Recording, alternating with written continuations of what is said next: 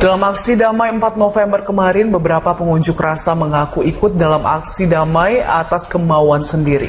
Mereka meminta pemerintah tetap melanjutkan proses hukum terhadap Gubernur DKI Jakarta Basuki Cahayapurnama atau Ahok atas dugaan penistaan agama. Banyakan semuanya dari pribadi-pribadi sendiri, tanpa pergerakan dari politik ataupun golongan yang lain. Dan ini bukan SARA gitu, bukan isu SARA gitu, tapi yang kita yakini kebenarannya dia secara tegas aja sebenarnya presiden punya kekuasaan, sebaiknya ya diproses dengan benar gitu. Masalah bohong atau tidaknya atau salah atau tidaknya itu urusan pengadilan gitu. Setidaknya proses itu berjalan dengan benar gitu. Ahok sendiri saya pro sebenarnya. Saya untuk kerjanya bagus, saya dukung. Tapi ini bukan masalah itu. Sebenarnya ini masalah perkataan yang keluar saja atau tidak gitu ya. Tapi itu udah menyakiti ribuan umat Islam gitu. Jadi sebenarnya kalau dia gubernur lagi nggak masalah? Nggak masalah. Yang penting prosesnya berjalan. Gitu. Pertama, pemerintah harus tegas, tuntutannya jelas bahwa di Indonesia ini orang itu tidak kebal hukum. Siapapun dia kalau memang bersalah harus ditindak tegas seperti itu. Cuman kan kalau kita melihatnya seperti yang sekarang ini kan masih belum. Walaupun mungkin ada keterangan di TV sedang diproses gitu kan. Seperti itu. Tapi kok lama banget gitu. Kepemimpinan Ahok, karena saya kan tidak berdomisili di Jakarta, sekali-sekali karena ada anak, jadi saya secara jelas nggak gitu persis, tapi yang menurut saya ya kemajuan juga cukup. Ya saya kira ya apalagi Pak Ahok, siapa juga yang memimpin Jakarta ini dengan pengalaman yang sudah, tentu dia akan lebih maju lagi memperjuangkan ibu kota ini supaya tertib, aman, dan ini bersih. Ya ikut aja aksi bela Quran ya kan, kita sebagai umat muslim ikut dong yang namanya turun ke jalan membela Quran. Karena kita selaku umat muslim nggak suka dong yang namanya Al-Quran dinistakan, dihina gitu. Saya selaku warga dari Rawa Indah ya, yang gosipnya sih mau dilakukan penggusuran tuh agak kurang suka juga, karena kita udah 30 tahun hidup di sana, terus ada gosip-gosip seperti itu kan ya, jadi warga agak gimana ya, bingung juga bagaimana cari tempat tinggal yang baru kan sulit ya Mbak ya, jadi kita juga ya di luar itu sih sebetulnya. Kericuhan unjuk rasa di depan Istana Negara kemarin malam menyebabkan sejumlah korban luka, baik dari pengunjuk rasa maupun petugas keamanan. Saat kejadian, korban luka akibat bentrokan dibawa menggunakan ambulan, sebagian lagi dievakuasi ke gedung RRI. Kantor Radio Republik Indonesia yang terletak tidak jauh dari titik kerusuhan menjadi tempat evakuasi para demonstran yang terluka. Belum diketahui pasti jumlah korban yang ada di lokasi tersebut. Sementara korban dari pihak kepolisian dibawa ke Pusdokes Polri yang berada di kawasan Monas. Menko Polhukam Wiranto menyebutkan korban dari pihak petugas sedikitnya berjumlah 7 orang.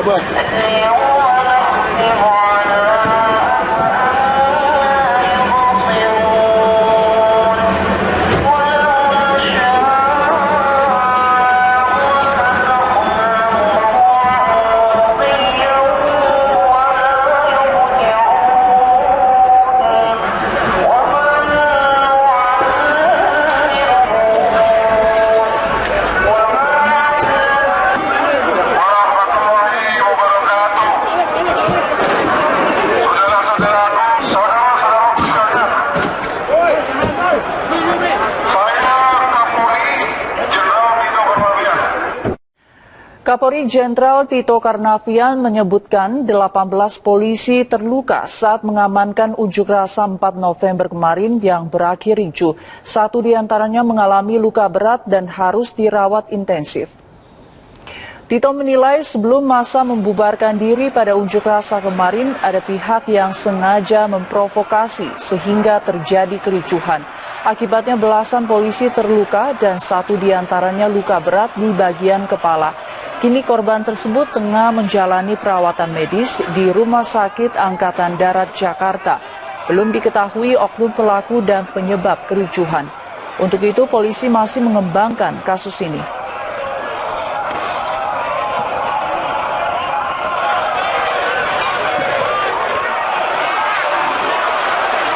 Memprovokasi dan menyerang aparat.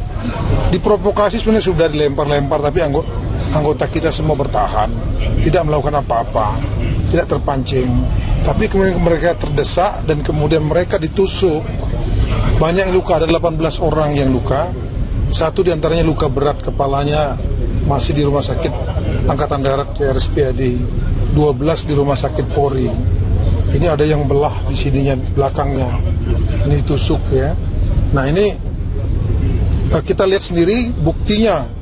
Pemirsa, Panglima TNI Jenderal Gatot Nurmantio mengapresiasi peserta unjuk rasa dan petugas keamanan dari Polri dan TNI yang sama-sama berkomitmen menjaga aksi 4 November berjalan dengan damai. Meski demikian, mantan Kasat ini mengakui bahwa pendemo di hari Jumat kemarin terbagi dalam 2 kelompok, yakni yang ingin damai dan kelompok perusuh. Menurut Panglima, pendemo yang menginginkan unjuk rasa damai telah memilih mundur ketika Panglima dan Kapolri menyerukan agar aksi berhenti sesuai dengan aturan.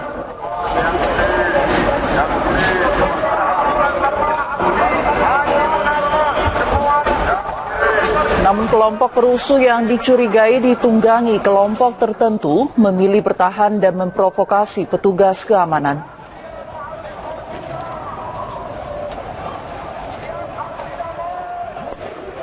Pak Kapolri kan sedang periksa semuanya, kan? Makanya tadi malam Presiden kan mengatakan, kan ditunggangi kepentingan politik. Pak HMI dari HMI bagian mana Pak? Pak Kapolri lagi mendalami. Bisa terjadi HMI juga bukan HMI, pakaian aja HMI bisa terjadi. Sementara itu, Kepolisian Polres Metro Jakarta Utara menangkap 15 remaja yang diduga terlibat kerusuhan dan pelemparan kepada polisi di Penjaringan Jakarta Utara. Polisi memastikan para pelaku bukan berasal dari kelompok yang sama dengan massa yang menggelar unjuk rasa di depan Istana Negara pada Jumat kemarin.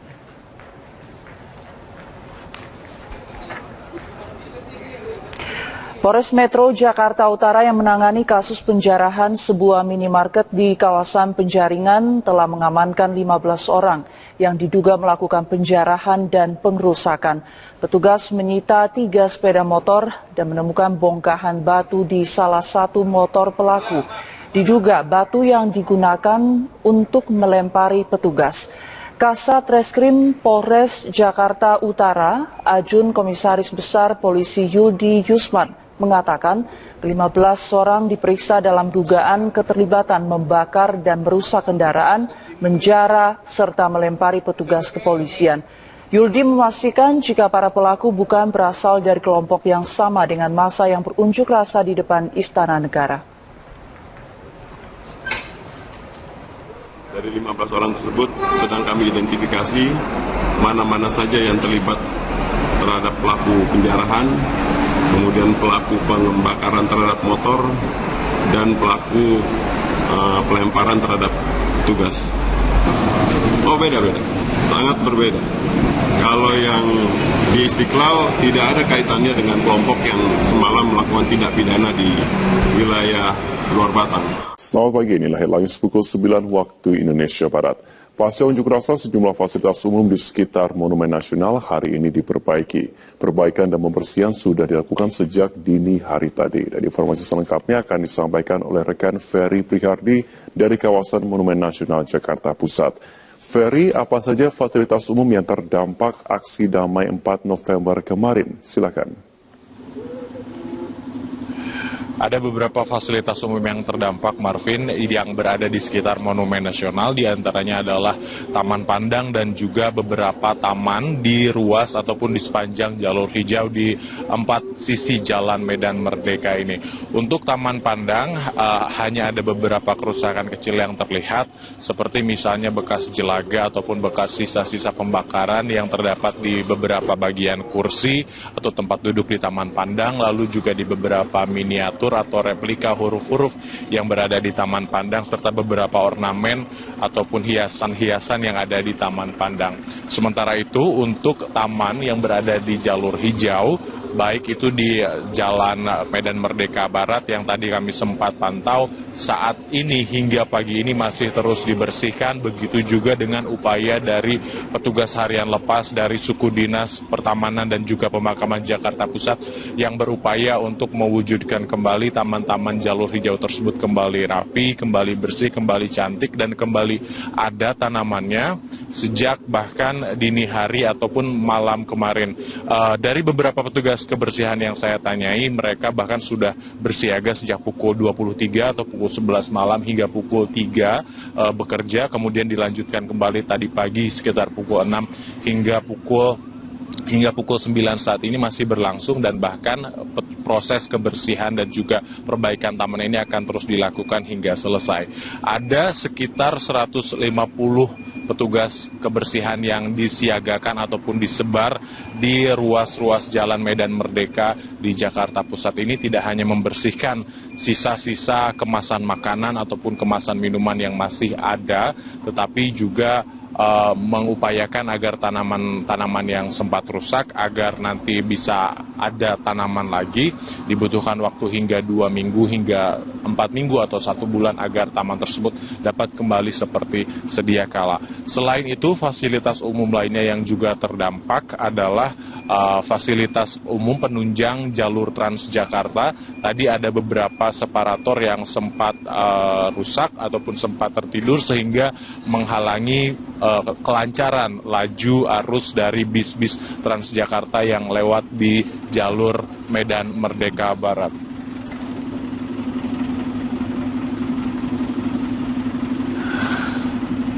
Sampai saat ini petugas masih terus melakukan tugas mereka, yaitu membersihkan dan juga merapikan beberapa fasilitas umum. Kembali ke studio, Marvin. Ferry Priyari, terima kasih untuk informasi Anda langsung dari Monas, Jakarta Pusat.